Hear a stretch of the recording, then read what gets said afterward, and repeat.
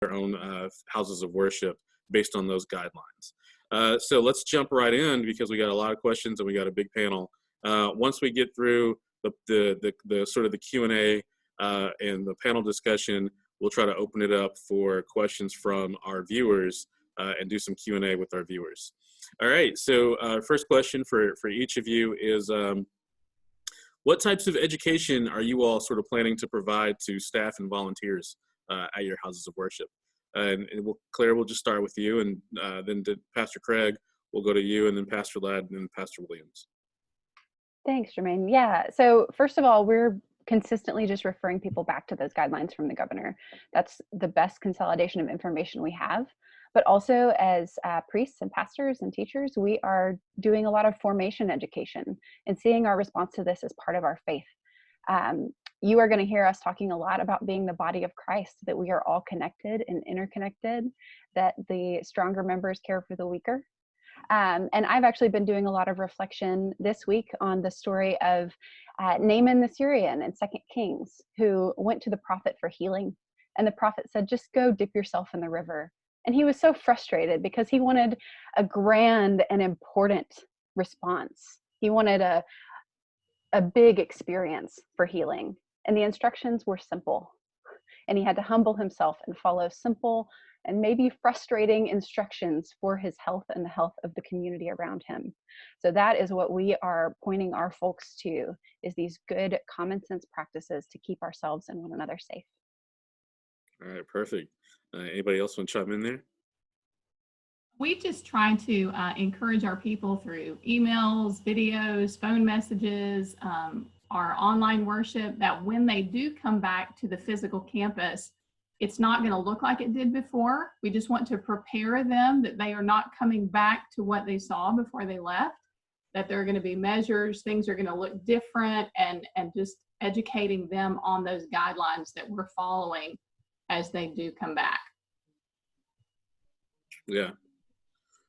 Pastor Ladd or Pastor Williams, anything that you want to add? We've basically been doing the same thing. One of the things that I tried to instill in our congregation when this whole epidemic started, and we stopped meeting as a corporate body at the church, was that I keep hearing this language that the church is closed and we're going to go back to when it reopens.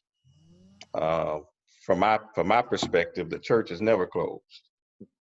So as a matter of fact, during this time, we're still, we've still been praying, praising, ministering, doing those things that the community needs. So I just wanted to put into their minds and our congregation's minds that while we're not meeting, we're not closed. We still have the responsibility to minister to each other and to minister to those around us. So we've tried to set that as a foundation, and then every other thing that we talk about as we reconvene or come back together, we've been doing that by conference call. Yeah, good deal.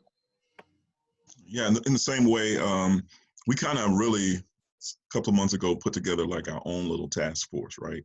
Mm-hmm. And, kind of, put together some measures so that when we go back, we'll be ready for it. And we actually had some guidelines before the governor put his guidelines in place. And so we've been having Zoom meetings with our own task force internally here at the church. And then we've been having regular meetings with our ministry leaders. So our plan is to channel the measures through the ministry leaders, who will do their own, respective Zoom calls and Zoom meetings to update the membership. And then we're going to do, of course, video recording on the website, and we're actually going to do a newsletter that actually has it spelled out in detail. So we're going to do a mass mail out so that everybody be prepared. So I've been talking through it like each week through our live streaming, so this is no shock and surprise to them about the measures that's going to take place when we come back. Yeah, very good. So my next question is sort of, as you read through Governor Lee's guidelines, it seems from his guidelines that he is encouraging faith groups to continue to do online worship, to continue to do remote worship options where available. What are some of the factors that are going to go into helping you all decide when to reopen your services for in-person worship? And Yeah. Just to jump in on that. So right now we don't actually have a date set. We are waiting for more information. And as we look at joining back together in the physical space, it will definitely be a phased approach. And through that, we will be maintaining our online worship. That's a place where we've been able to connect even with folks who maybe have been physically distanced from the church for a time. And it's also one of the ways that we are able to address some of the issues around singing. We can actually provide a richer experience of musical worship with the given technology in a safe way than we could following protective measures in person. So that's a place that we're actually giving a lot of continued priority to, even as we start to take steps toward being physically together again. Yeah, our is pretty similar. We've actually targeted the first Sunday in June, but we're still monitoring what the health professionals say. And even though we're planning to come back together in the 1st of June, we're encouraging those who are 65 and older to continue to worship virtually. We don't want them to come back to the sanctuary, immediately. We want them to be able to be safe at home and continue to virtually worship. We actually are having our first services back on campus this Sunday. And we wanted to make sure that we could put in place all of the guidelines that the governor has recommended. We wanted to make sure we had adequate supplies such as masks and hand sanitizer. And we already really had proper cleaning supplies on hand, but we wanted to make sure that we had a clear plan for social distancing. We didn't want there to be any confusion. We wanted to be able to provide a safe place that people can come back to. And just as Pastor Ladd said, we are encouraging our vulnerable population to continue watching online. We feel like a lot of our young families will continue watching online rather than coming, because we're not going to have activities for kids right when we start back. We're just doing a family worship that's set as a socially distanced environment. So we don't expect even close to the same crowds we were having before this happened. I would anticipate maybe 30 to 40% of our normal crowd. So again, it's going to look different, and we're not expecting everybody to jump right back in. We want them to know that we're going to be here, whether it's online or on campus, whenever they are ready. We haven't made definitely a decision about when we're going to return to worship here physically. So, we have to look at our average age membership. So the average age here at Orchard Knob is 60. And so by the time we did some walkthroughs to the sanctuary and looked at, skipping pews and doing the social distancing, it would really force us to do multiple services. And so we're kind of allowing the science to drive it. So the same thing as Denise Craig stated in terms of asking the vulnerable population to stay at home. But then when we started looking at some of the reports about the inflammatory diseases with kids in New York and that sort of thing, so we're like, okay. So it's like as the science is developing, it is kind of more and more suppressing us to look at target dates. So right now we're still on a month-to-month basis. So we're preparing to look even towards the fall and even through the rest of the year if we need to. And then but each month we're kind of reevaluating. All right, thank you all. And so Pastor Craig, this may be a question that you may be in the best position to answer with you all planning to reopen on Sunday. Can you talk a little bit about the social distancing measures that you all plan to implement for your Sunday service? And then what types of screening you plan to do for staff and volunteers, or whether or not you plan to do any sort of screening for members of the congregation? We do have, really during this entire time, we've been encouraging our staff. They've been working remotely primarily. We've only had a few people coming into the office in this season for, certain things that they had to do, like pick up mail or running checks, things like that. But, we also have a waiver that we've had our volunteers utilizing even in this season when they would come in to record worship, so that they clearly knew the guidelines. They were in writing, that they have not been sick or had any type of symptoms in the last 14 days. They've not been around anybody that has been sick in the last 14 days. They agreed to wash their hands regularly, maintain social distancing, to help disinfect surfaces. They'll avoid touching their face. All of these guidelines were in writing in a waiver, so that not only could we know we had properly informed them, but we also could know that when they're coming on our campus, for whatever reason, that they don't believe they are sick. We want to make sure that people that feel ill definitely stay at home. And so that's something that we've kind of already had in place. But as we go into our worship this week and looking at our auditorium, the way our auditorium is situated, we have fixed seating with theater seats. And so we were able to measure how many seats will have to be between families. And for us, it was 4 seats. It really was about 3.5, but we're making it 4. So there have to be 4 seats between families. And then we're blocking off a seat in between. So even though the governor's recommendations say that you can get up to 50% occupancy, once we measure things out, really our maximum occupancy would be about 40%. Okay. And really that's determined on what size families come in and how far they sit apart, because some families, you might have a single and other families may have 10 people. And so we're going to have ushers that are going to help guide people and make sure that they keep those 4 seats apart. And again, we have educated them in advance. They've already been told this several times, even before they come on campus.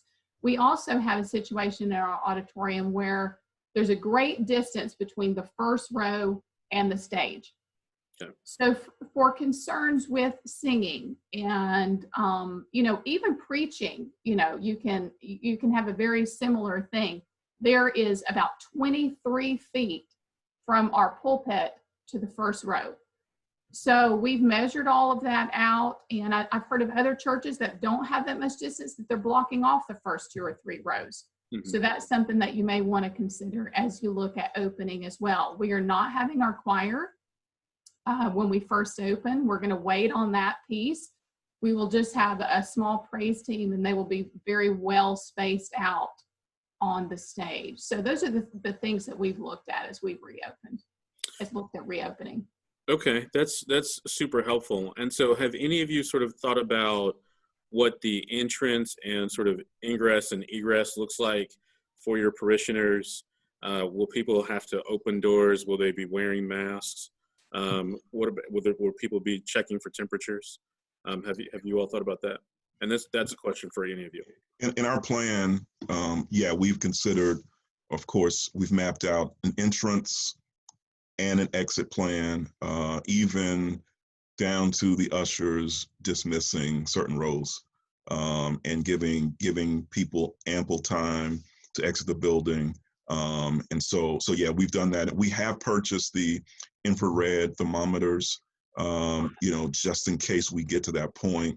But we're prepared because we have, just like most of churches, do have some medical professionals. And so we're going to be, really dependent upon them to assist us in that regard.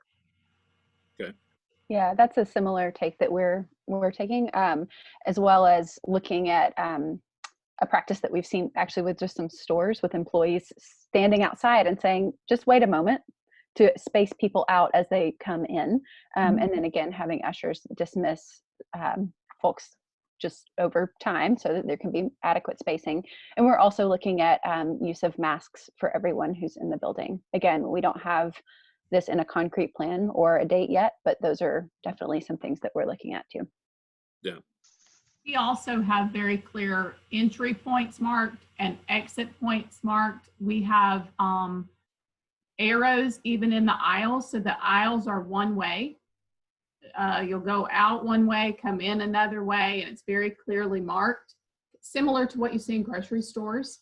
Mm-hmm. We also have purchased some infrared thermometers. We will not be mandatory checking everyone, but we have a safety team that has some medical personnel on it. We will have them prepared if need be. But again, we have told our people in advance, please don't come if you have any symptoms or feel ill. So those are some of the things that we're doing, the clear entrances and exits. Also, our greeters are going to have gloves on, and they're going to be opening the exterior doors for everyone so that they don't have to touch the door handles. All right, that's very helpful. And so, and I realize that we're getting quite a few questions from our viewers, which is great. So, quick scenario with regard to the singing. And Pastor Craig, I know you talked about the big distance between the first two rows of your congregation and the stage. Do you all have any concerns about singing by parishioners? Because obviously, if people are singing and they are parishioners sort of in the crowd, there's obviously the potential for droplets to travel. Have you all given any sort of thought to that? We have, to a degree, and I would say that, I personally will be wearing a mask the whole service. So I'll be singing in my mask, but, that is a potential risk. And I think even, every time we go to the grocery store or pick up food at a restaurant, we are all taking a potential risk. So I think that we have to recognize, even though we're taking every precaution that we possibly can, people are entering a place where there is a potential risk. And so I think as long as we are very open in our communication and talk about that and let people make their own choices to attend when they're ready. Yeah. Well, do any of you anticipate encouraging parishioners to wear masks or to provide masks to parishioners? And that's a question for all of you. We're requiring. Yeah, that's okay. We're actually right now coordinating some parishioners who are in need of a mask can sign up to receive one, and parishioners who are capable of sewing the cloth masks, kind of matching those who are able to create those and those who need them. Yeah. And Jermaine, I also found out that, I'm sorry, go ahead, Denise. No, I was just going to say, we're encouraging people to wear their own, but if they don't have one, we will have some on site for them. Yeah, I was just, in addition to that, I know Bill Ulmer with the health department, with the masks that they have, they're going to be dropping off cases of masks to faith-based organizations. And I think a box, if I remember correctly, I think a box is going to have like 360 masks. So that'll be good for churches to have on hand. Yeah, it's a free resource. Blessing. Yeah, that's great. That's great. And so let me ask you this. Let's say that you have a situation that hopefully, God forbid, none of you will have to encounter. But let's say that you have a situation where you have, a volunteer, or like even if you're not having a choir, you maybe have a soloist who comes up, and you happen to temperature check that person, and that person has a fever of 101 degrees, which is over the 100.4 degrees Fahrenheit temperature recommendation by the guidelines. How do you have that conversation with a person who's obviously there to worship, to tell that person, you got to go home. Like, you got to go home. You need to go to the doctor. You need to go get checked, but you can't come into the building today. How do you have any of you thought as to how you sort of have that conversation with someone? Sure. First and foremost, it's out of concern for that person's well-being, but also for the whole community. As our rector, my boss, Brad Whitaker, mentioned, that when you become a Christian, you automatically are sacrificing some of your individual rights, because this isn't something we do alone. We do it together. We are a community. We are the church. We are the body of Christ. And always rooting it in that truth that this is not just about any one of us, but about all of us, and always rooted in compassion. Amen. I think the other part of that is, yeah, great. That's great, Claire. And I think another part of it is the importance of us preaching it and talking it through now, and really just prepping the church to the importance of it. And I think that will help alleviate the tough conversation that we have to have when that moment comes, if that moment comes. Yeah. I think something else we have to think about in that situation is to be discreet, because we would never want to cause that person embarrassment or violate their privacy in any way. So I think we would want to be discreet in handling those situations and compassionately ask them, to leave, to go home, to get checked. And then, if you do find out that someone in your congregation tests positive, I think the thing to do would be to cooperate with the authorities in contact tracing, but do it in a way where you don't violate any HIPAA laws, that you're aware of that person's privacy rights, but you also help with contact tracing for anyone else who may have been, around that person at the time. Yeah, absolutely. Thank you for that.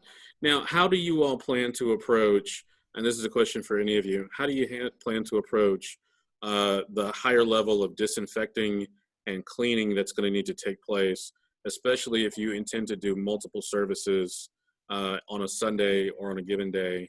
And then how do you also sort of plan to deal with high traffic, high touch surfaces like restroom handles, faucets in the restroom, or microphones even? Have you all given any thought as to how those will be disinfected and treated? We have a janitorial company that we contract with.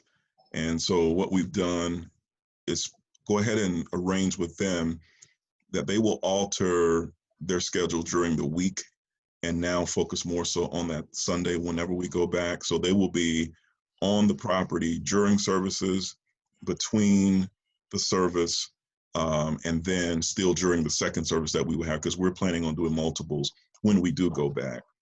So we've asked them to cut like a day or two during the week because we don't have high traffic areas during the week, but they will shift now on Sunday. So they're going to be on hand, 2 to 3 people, restrooms, sanctuary, hallway. And then after the first service clears out, then they will come in and do the commercial grade disinfect, pews, bathrooms, everything, and then repeat the process. So that's how we're doing it through our janitorial staff. Okay.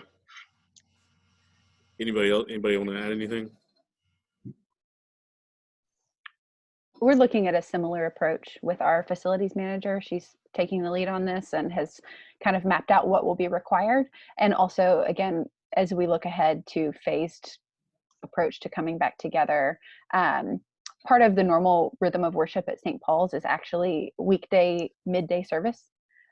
So we're hoping that that's part of our DNA already, and also allows ample time between services for that cleaning to take place. So we're looking at maybe tweaking some of our existing structures, but also we already are oriented toward doing multiple smaller services. So hoping that can be a gift for our community, and also make accommodation for the changes that we need to around cleaning. And Reverend Brown, did I hear you say that you all were planning to do services throughout the week? Did I hear you say that? So that has been our practice in the past. Okay. Again, we don't have a date. We do not have a firm plan in place for Sure. when and how many services will resume, Sure.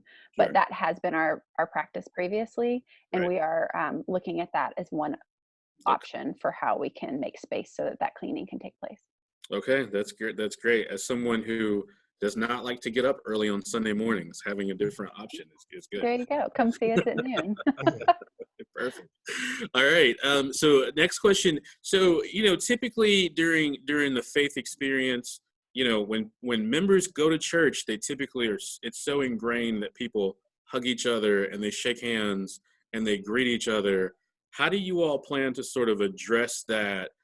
Because that's obviously going to be people's instinct when they see each other in person in church, especially after having not seen each other for a while.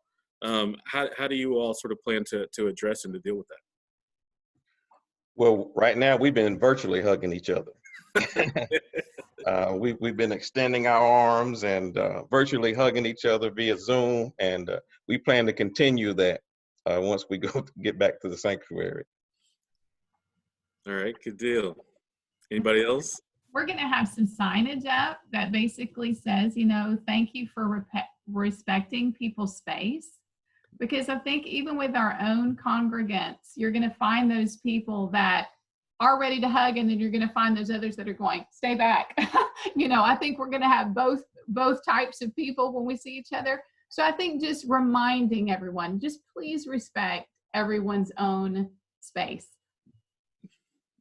All right, that's very helpful.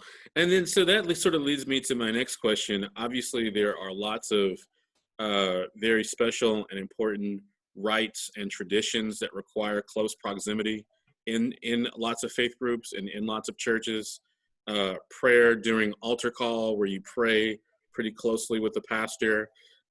Baptism is obviously something that requires close proximity between the faith leader and the person being baptized. Communion, even like tithes and offering. How does social distancing impact the way that you all are going to perform these rites and these rituals? It's certainly going to be an impact. Our plan now, so far, as relates to like offering, is going to be a give either as you come or give as you go in a particular slot. With the Lord's Supper and doing communion, it will be one of those things where we will have someone, and we're looking at two different ways. Having someone, of course, with gloves to already have the cups already in the pews, or it will be kind of a pickup as you come in. So, I mean, it's going to be an impact. It's going to be tough. I think for baptism, though, I think it's going to have to be really delayed, until hopefully some sort of treatment or vaccine. So that's just kind of where we are right now. Yeah, we do not have a date for when we will start baptisms back up yet. We don't know when that will be. Yeah. As far as communion goes, we've actually ordered some of the individually packaged bread and juice. And so that's something that, when we do communion, again, we don't have a date for that quite yet, but that is what we'll be using. As far as giving, we are going to continue to encourage our people to give digitally as much as possible. Even when they're in the service, they can give from their phone right there without having to touch anything else. But we will have stations set up around the auditorium that if they do want to give by cash or check, that they'll be able to drop that in with an usher nearby without touching anyone else or anything. Yeah, we've decided that we're going to continue to do communion and the Eucharist virtually. We haven't come up with a way that we can really execute it like we normally do, or what we think is in the best interest of our congregation. So we're gonna continue to have a special service via Facebook Live or Zoom for communion, even when we go back. Okay. Yeah, and I'll add to that too that healing prayer is something that we offer every week, and it's part of our worship when we are gathering in person.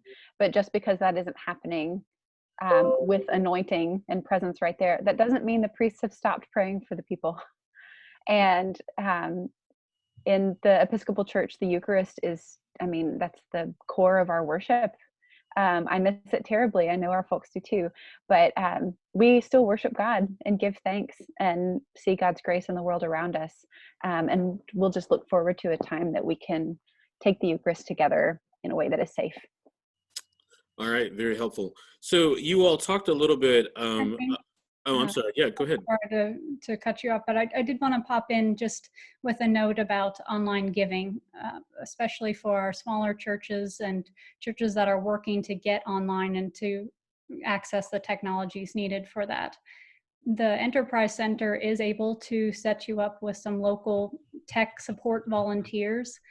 And one of the services that we're offering is to ensure that you can get a Facebook landing page if you need one, and also help sorting through the online and text to donate options. So I will make sure that the Enterprise Center information and my information is distributed. So if that's a need that your faith community is facing, that we can help support you in that way. And Casey, just as a follow-up to that, if there is a church that has never been online to this point. Is it fair to say that it's pretty easy for them to be able to at least set up the ability to collect donations or tithes or offerings online, even if they can't necessarily get a virtual service, by whenever they want to launch? Is that fair to say? It certainly helps if there's some online congregating Okay. focal point, Okay. whether that's via Facebook or a website. But it's certainly possible. 501c3 status is certainly an aid in collecting donations as well, of course.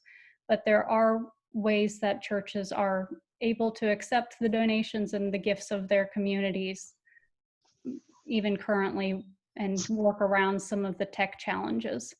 And so I'm happy to work with you and to find others that can work with you for those, to find some resolutions. Sure. Thank you for that.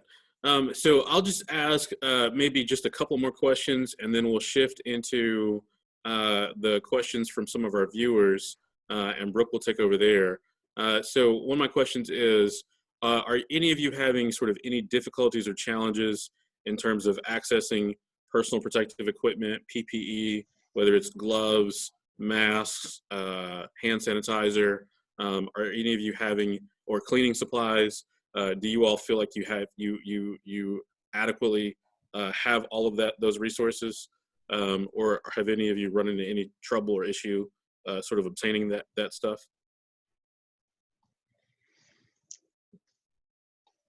I feel like we've been able to access what we need. Okay. Yeah. Okay. Good We deal. have as well. We have as well. Good deal. And then another follow-up question is are all of you sort of thinking about not having children's programs or nursery programs at this point? Or how are you sort of approaching the programming that you would typically have for children? Go ahead. I'm sorry. No, go ahead, Denise. No, go ahead. I want to hear your answer. On our first Sunday back, we won't have anything for kids when we first start back. But then we're going to use kind of a ramped approach. We'll start with babies, then add the preschool, eventually add elementary, and so on, so that we're not kind of jumping in with both feet. We're going to do it at a very slow, phased approach. But when we do, we have a full-time licensed daycare on site. And so we will be following those state guidelines for daycares in our preschool areas at the church on Sundays as well. Okay, all right. And we had a webinar about child care centers on Tuesday, and so we'll make sure to share links to that webinar as well. That's great. Pastor Williams, were you going to add anything? No, I think she covered it great. Okay, good deal. All right, and then my last question, I think, before we open it up, is if you all are operating at reduced in-person capacity and you happen to have too many people that show up for a particular service at a particular time, have you thought about what's the plan to communicate with the excess people, I guess, on what to do for them if you're over 50% capacity by letting them in? Have you guys thought about how to communicate with them and what to do about that? Yes. I don't think that we will have that issue. I really don't think we will. I could be surprised, but I don't think we will have that issue. But if we do, we will let them know that we're at capacity. We also have potential for overflow areas and on other parts of our campus that we could stream the service if need be. So that's another option that we've thought about is, opening up another area on campus where people could go and watch the service via streaming. All right, very good, very good. Okay, Brooke, I think at this point we'll open it up for questions from some of our viewers. You want to take it from here? Sure. You guys have done a great job answering questions as they've come in. But if anyone else has questions, if you just want to drop those in the chat, and we'll read through and get through as many as we can. So a couple of you have sort of touched on this, but what type of education are you providing for not just people within your congregations, but also your staff and your employees? Can a couple of you dive in a little deeper on that?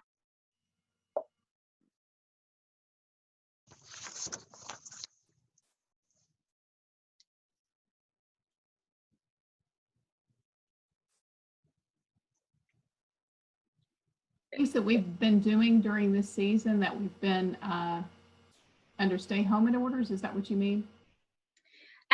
As people are coming back in to as services reopen, and as your churches reopen, you know, what the upfront communication that I think you were talking about earlier, for people who are going to be coming to attend services, and then also for other staff. I think we've just tried to educate everyone as much as possible on what the processes and procedures are, so that when people come on campus, they will know what to expect and how to direct people properly. Yeah, in addition to that, I think for staff training, so we've identified who will be the key players to help make sure everything runs smoothly. So we have security, our trustees that look over our building, greeters, ushers, and deacons and servants, and our elders. So those are like the 5 or 6 key players that we're going to have to spend a lot of time with, Zoom meetings, Zoom calls. So with what I mentioned earlier is that we have developed like a playbook. And so what we've done is taken our guidelines and merge them with the governor's guidelines and make sure that we're covering all bases. And then with our own little book, guidebook, we're going to take them through that manual, so to speak. Great. Yeah, I'll add too that we've been having some really good conversations with clergy and staff about the way that we hold different values that are going to sometimes come in conflict as we move forward in this. That desire for welcoming everyone, right, can come into compromise when we're realizing that we're at capacity in what our building can hold safely. And so how do we graciously protect folks in a time when we need more social distance, while also continuing to welcome anyone who wants to be a part of our worship and space? And so just being mindful, making sure that we're being careful in our communication, that our process matches the values of the gospel, and that we're just moving slow enough so that we can be thoughtful and caring at every step of the way.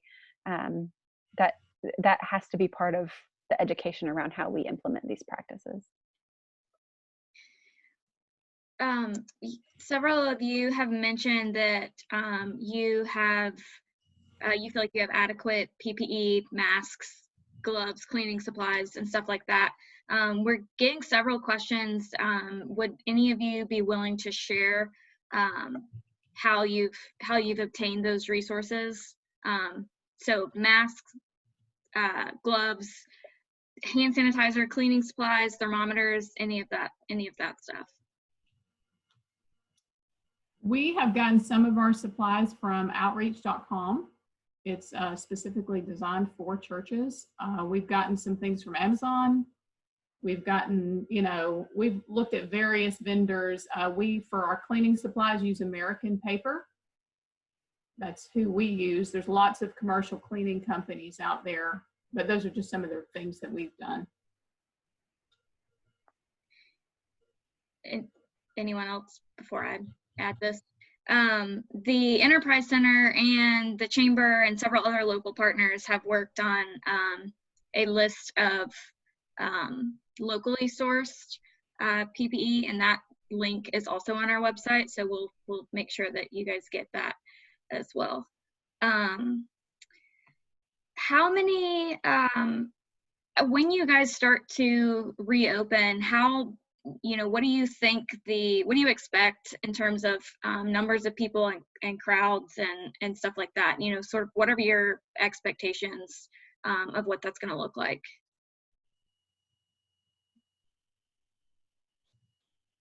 Again, I don't think I don't see all of our people flooding back in. I think they're going to be taking a very cautious, measured approach. So, you know, again, we're anticipating maybe 30 to 50% of our people returning. We'll see after this Sunday. Yeah, our average age is around 65 or older, so we're anticipating anywhere from 15 to 20% when we do return, and we're encouraging the other 80%, 85% to continue to worship virtually.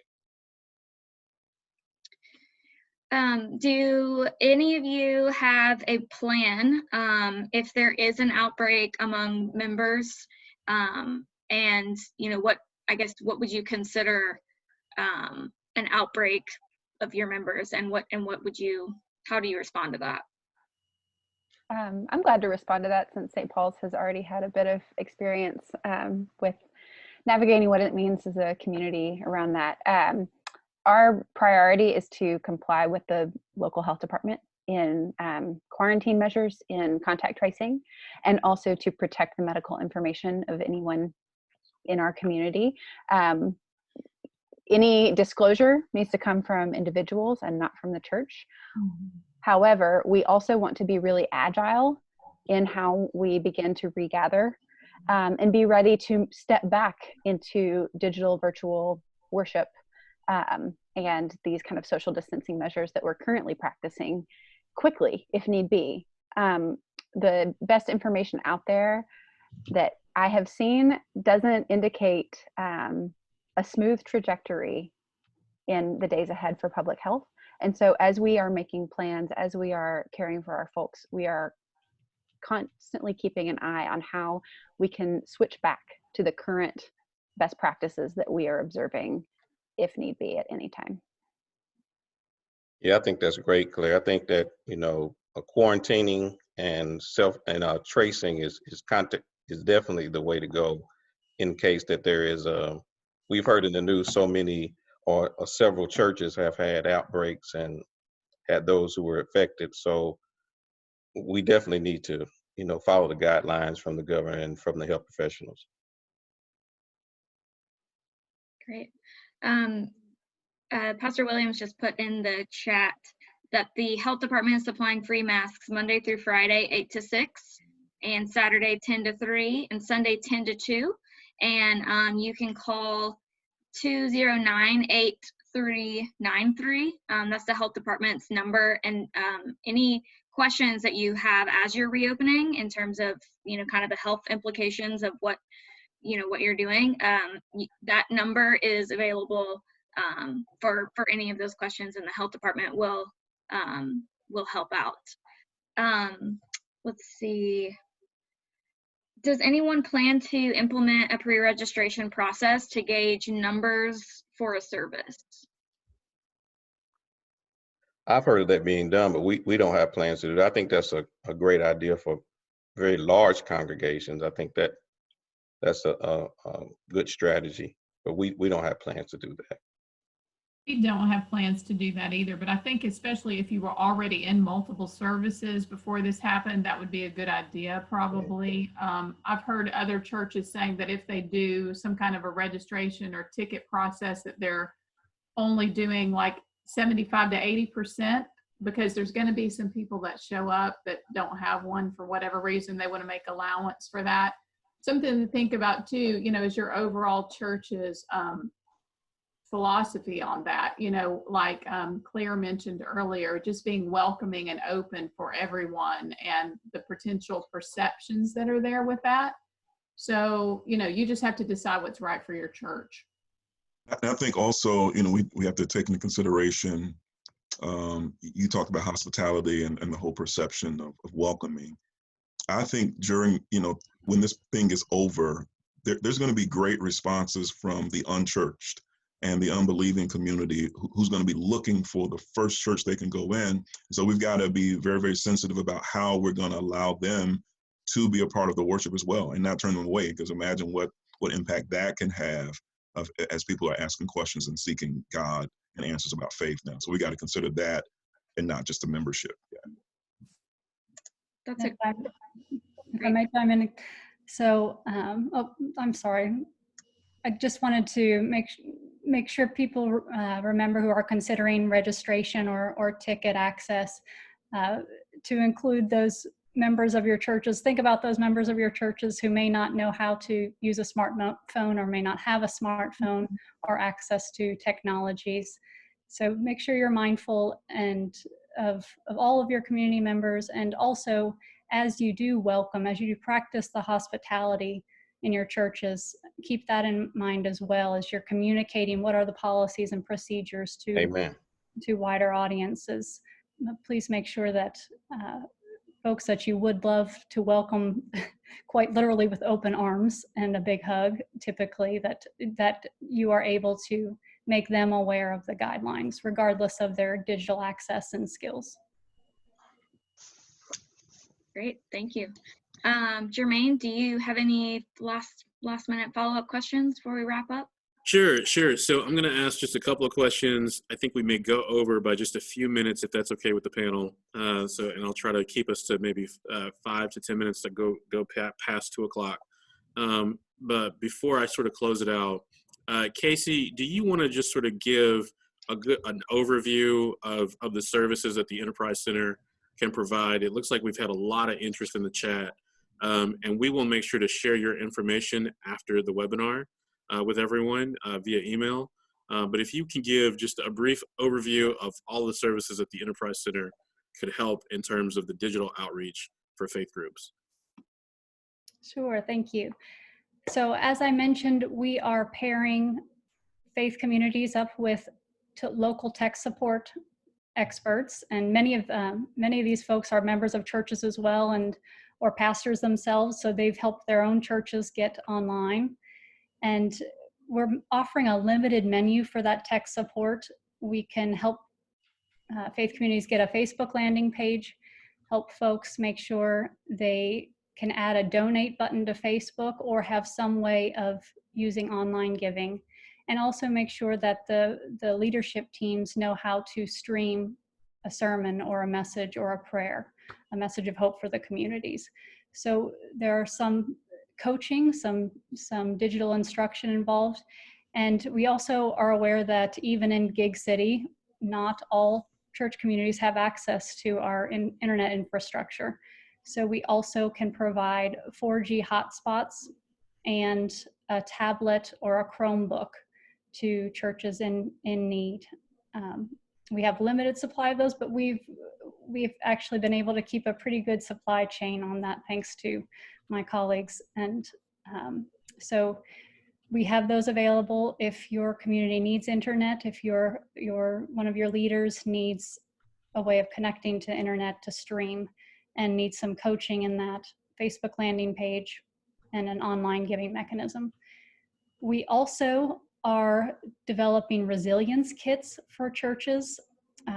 Those of you that attempted to apply for some of the federal monies available know that having documents organized together, files, that we're trying to create an online cataloging system for the essential operational documents for faith communities, as well as a place for you to keep your policies and procedures and educational pamphlets on how you're handling this crisis and how that's evolving in time.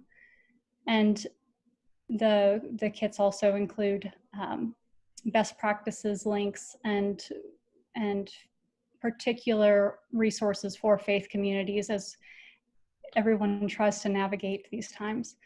So we're getting those together, and there's certainly, will be an iterative process. So we may be asking some of you for feedback on those, but we will be getting those out. We're finalizing those. We hope to get those out in the next month or so. But we also, another service that we're currently offering is if your faith community is supporting addiction recovery groups, we want to make sure those groups are able to continue to support each other online. And I know the Central AA office has their own Zoom licensing that they've been trying to distribute, but we do have some supplemental Zoom licenses available through a grant with the United Way of Greater Chattanooga That's at the great. Enterprise Center.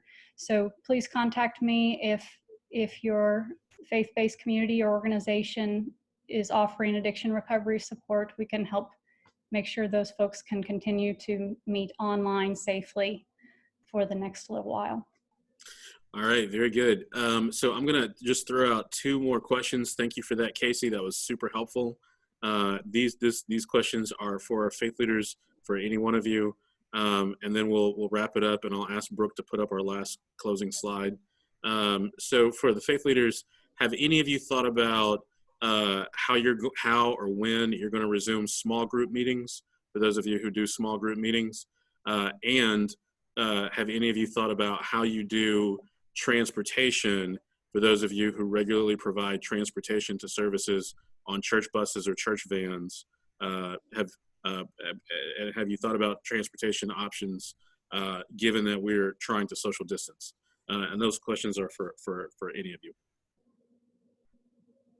Ben, we don't currently provide transportation from someone's home on site, but we do have golf carts that we use on our campus to take people from their cars to the front. We are not using our golf carts right now, so we have instructed people that if they have someone who needs extra assistance, that they drop them off right at the front door and that we can help them get in that way. As far as the groups go, we've been doing virtual groups since we've been away from each other, separated from each other. And so when we first come back, we won't have any groups on campus. We're just doing family worship, but our phase 2 will include some groups coming back on campus for physical groups. We will still continue to do some digital groups, and we will have some hybrid groups, so that there may be some of the group that may be on campus, but some of the group who's not ready to come back yet, they'll connect via Zoom or some other way. Again, we just want people to feel comfortable coming back whenever they're ready. So we're just trying to accommodate that and make sure they stay connected to people, because I really feel like God created this for community. And I know the term that we use widespread is social distancing. And I think what we should encourage is physical distancing. We are social beings. So we need to maintain social connections, whether it's, on a call like this via Zoom, or a phone call, or a text.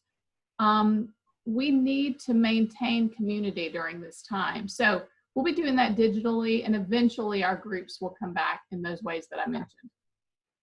Yeah, that's excellent, Denise. We actually purchased a Zoom license, which allows you to do it virtually via video, but there's also an add-on that allows individuals to call in, those who don't have smartphones or computers. It's a little bit more expensive, but we found that it's brought value to our community because it allows those to join the community. So whether it's by Zoom, whether it's by calling into Zoom, whether it's by conference calling or texting, we want to make sure that we are able to have those small group meetings in the way that's best for those particular small groups. All right, very good. Well, I think that is about all that we have time for today. Then I think we've got some closing information to provide to you. Thank you to the panel for being with us today. Again, we were joined by Reverend Claire Brown, Associate Rector of St. Paul's Episcopal Church. We were also joined by Pastor Denise Craig, the Executive Pastor of Operations at Abba's House. Reverend Dr. William Terry Ladd III, our Senior Pastor from First Baptist Church, East 8th Street, and Pastor Carlos Williams, the Senior Pastor of Orchard Knob Missionary Baptist Church, and then Casey Miller, last but not least, our Community Engagement Specialist from the Enterprise Center with all the great tech information. So thank you to all of you for being able to join the panel today. We really appreciate it. This has been great, and I hope it's been very helpful to all of you who have tuned in. As we close out, we do want to make sure that if people have specific questions about how to make their environment safer in their houses of worship, please make sure that you reach out to our friends over at the Hamilton County Department of Health. please contact Bonnie Deacons, who's the Director of Environmental Health, if you have specific questions about how to keep your houses of worship safer. And then we are continuing to work closely on more webinars. So we are trying to get webinars scheduled in the coming weeks that deal with hotel lodging and accommodations, along with construction work sites, along with the reopening of office spaces. That, of course, those webinars will follow the webinars that we've already done for the reopening of childcare centers, gyms and exercise facilities, retailers. We've done a few at this point, so I'm kind of losing track of them. And then we had the Chattanooga Tourism Company did a great webinar with one of the directors from Proof Incubator for the reopening of restaurants. And so that was great. We also encourage any faith leader to make sure, and any person of worship, of faith, to make sure that you are reading the guidelines that have been put forth by Governor Bill Lee's Office of Faith-Based Initiatives. That is online at tn.gov, tennessee.gov.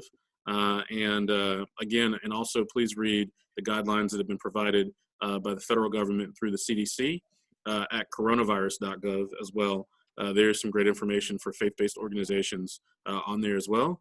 And then if people have general follow-up questions about today's webinar or questions for the panelists, don't hesitate to shoot me or Brooke an email. Thank you, Brooke, for producing the webinar. You are the producer extraordinaire, so thank you for all your help. Yep, there we go. And yeah, absolutely. And again, thank you to all of you who tuned in today, who took an hour out of your day to tune in with us. And thank you again to the panelists. You all have been great. I appreciate the great information. For those who don't know, many of you have been working with our office for a while now in some capacity or another because you have been regular attendees for the breakfast, at the breakfast, or on the conference calls that are hosted by Mayor Burke. And so we appreciate your partnership, your continued partnership, and you all have been great supporters, and we've tried to support you. So thank you for working with us today. We appreciate it. And of course, we have a long and great relationship with the Enterprise Center. So thank you, Casey, for all your help. All right, with that, I will end it, and I am going to end this Zoom. See you guys later. Thank you. Take care. All right, now take care. Thank y'all.